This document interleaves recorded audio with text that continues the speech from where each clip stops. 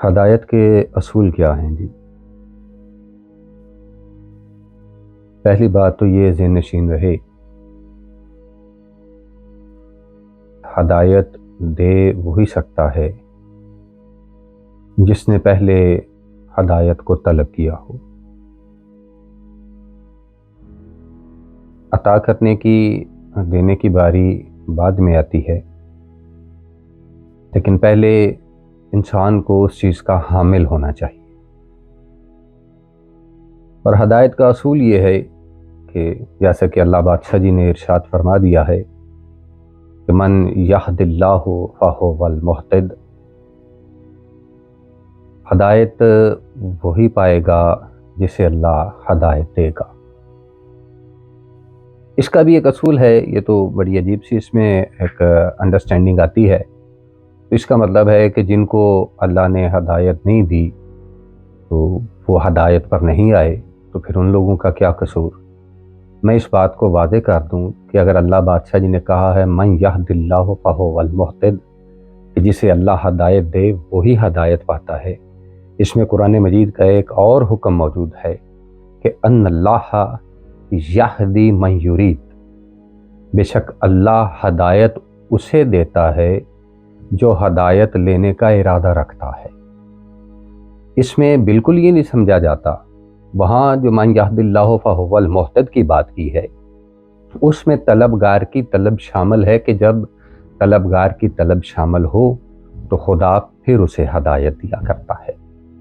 اچھا، طلب ہدایت کے لیے جب ہمارے اندر وہ طلب موجود ہو، اگر ہم نے ہدایت حاصل کرنی ہے تو اس کے لیے بھی ایک اصول ہے، وہ بھی اصول میں بروئے قرآن ہی پیش کیے دیتا ہوں۔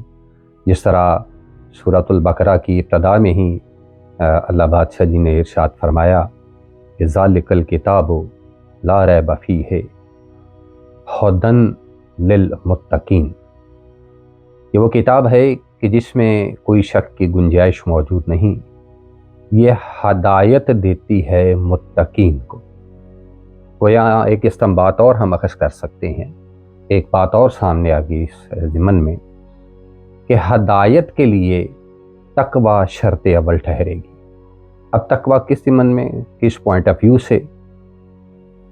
اگر آپ تنقیدی نظریہ لے کے یا تنقیسی نظریہ لے کے قرآن مجید کو پڑھنا شروع کریں گے تو شاید اس میں نقائص اور تضادات آپ کے سامنے آنا شروع ہو جائیں، لیکن میں اس بات کو کلیئر کر دوں، یہ نقائص اور تضادات قرآن مجید میں موجود نہیں ہے، کیونکہ میری سینس وہ تھی، میں نے عقل ہی وہ لے کے اسے پڑھنا شروع کیا ہے، لہٰذا یہ میری عقل کا فطور ہوگا تو اس میں نقائص اور تضادات مجھے دکھائی دینا شروع ہوں گے۔ اسی لیے اس کتاب سے استفادہ کرنے کے لیے اللہ بادشاہ جی نے ایک شرط رکھ دی کہ ھدی للمتقین، ہدایت اب کسی بھی پہلو سے آپ لوگ اس کے طلبگار ہوں، اس کے حصول کے لیے آپ کوئی سعی کر رہے ہوں، تو اس کے لیے شرط یہ ہے کہ تقوی اختیار کرو۔ اب یہ تقوی کی وسعت اگر میں مزید اس حوالے سے بات کروں تو میں ایک عام آدمی کی بات کر لوں کہ اگر وہ ہدایت کا طلبگار ہونا چاہتا ہے، اگر وہ ہدایت کا طلبگار ہونا چاہتا ہے تو ہدایت کے لیے اس کے لیے ضروری ہوگا کہ ایک جو خودکار اس کے جو بیریئرز ہیں جو اس نے کریٹ کر رکھے ہیں اپنے گرد، کہ وہ اس سے زیادہ کسی چیز کا حصول نہیں چاہتا، اس سے زیادہ آگے نہیں بڑھنا چاہتا، وہ دل کے دل مکفل ہو چکے ہوں یا جن کے ذہنوں کو تالے لگ چکے ہوں، وہ لوگ ہدایت نہیں پا سکتے کسی صورت بھی، کیونکہ انہوں نے اپنے آگے خود بخود ایک ایسی دیوار کھڑی کی ہوتی ہے کہ جس سے آگے وہ دیکھنا ہی نہیں چاہتے۔ اگر آپ لوگ اپنے ذہن کے دریچے ہمیشہ کھولے رکھیں گے تو باد نسیم ضرور داخل ہوگی اس میں، اور باد نسیم آپ تو پھر جانتے ہیں تو بڑی فرت بخش ہوتی ہے۔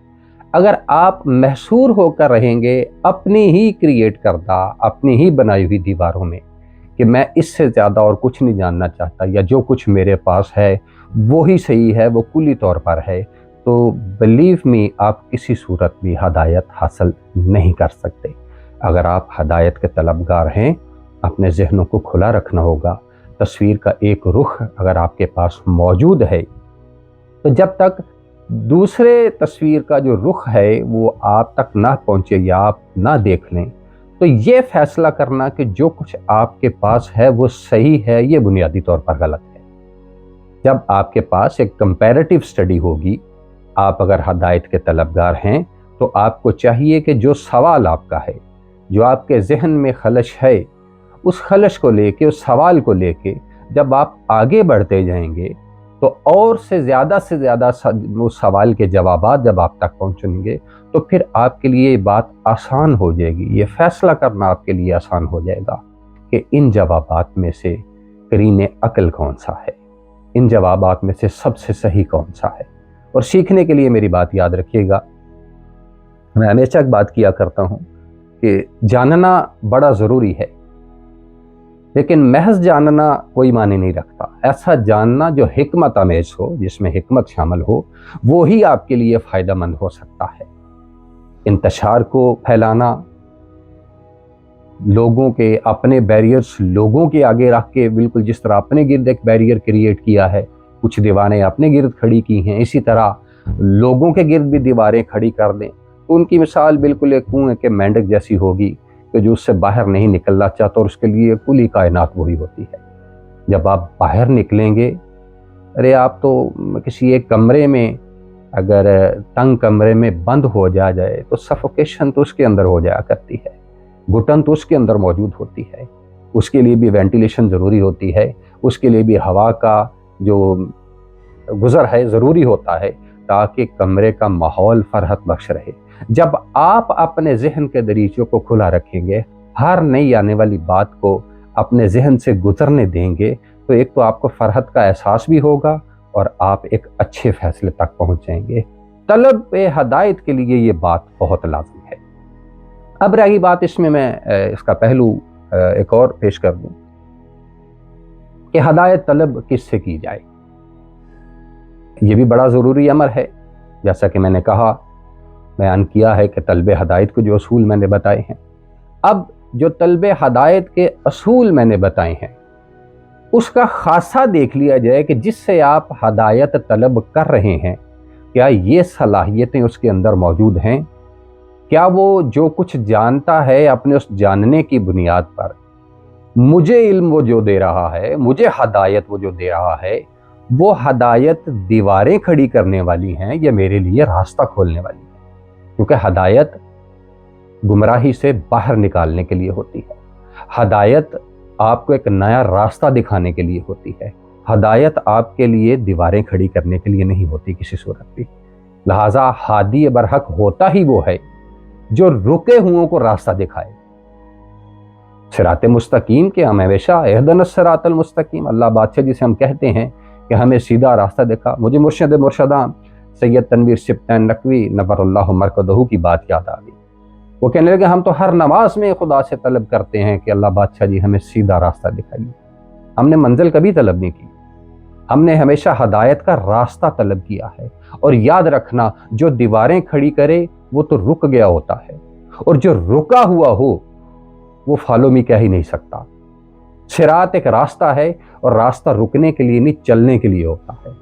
तुम जितना आगे बढ़ते जाओगे, अपने जहन को जितना कुशादा करते जाओगे, तो याद रखना हादी की लिए उतना ही आसान होगा तुम्हारी रूहानी, तुम्हारी दुनियावी मनाजिल को तुम्हें तय करवाना। ये बहुत लाज़म अमर है। हमेशा जब भी हदायत के तलबगार हों, तो अपने गिर्द दीवारें मत खड़ी किया करें। मुझे सैयदना अली इब्न अबी तालिब अलैहिस्सलाम की एक बात याद आ रही है।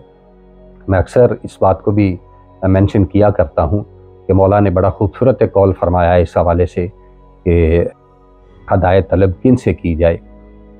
आप हमेशा मैंने वो कौल बहुत सी जगहों पे पेश किया है कि मौला इरशाद फरमाते हैं, जो नहीं जानता और जानता है कि नहीं जानता, वो जाहिल है, उसे सिखाओ। और जो जानता है और नहीं जानता कि वो जानता है, वो सोया हुआ है, उसे जगाओ। और जो जानता है और जानता है कि वो जानता है, वो आलम है, उससे सीखो। हमें, और इसमें जानता है, जो जानता है वाली बात में मेरी बात याद रखिएगा, इसमें जानने वाला احسن اور کامل وہ ہے کہ جو جاننے کے ساتھ ساتھ، یعنی جس کے پاس علم ہے، علم عمل کے بغیر کسی کام کا نہیں۔ یہ بھی مولا متقیان کا ارشاد ہے کہ علم عمل کے بغیر کسی کام کا نہیں ہے۔ عالم اصل وہی ہے جو علم کے ساتھ ساتھ عمل کر کے دکھاتا ہے، کیونکہ اتباع تو اسی کا ممکن ہے۔ صرف علم کی اطاعت تو ہو سکتی ہے، علم کا اتباع نہیں، عمل کا اتباع ہو سکتا ہے۔ اور بہترین ہادی، بہترین عالم ہے ہی وہ جس کا علم با عمل ہے، لہٰذا ہدایت بھی اسی سے ہی طلب کرنی چاہیے۔ میری دعا ہے کہ میرا کریم رب ہم سب کو ہدایت کی وہ راہیں دکھائے جو صراط مستقیم کی جانب جاتی ہیں۔ اللہ مالک آپ کا حامی و ناصر رہے۔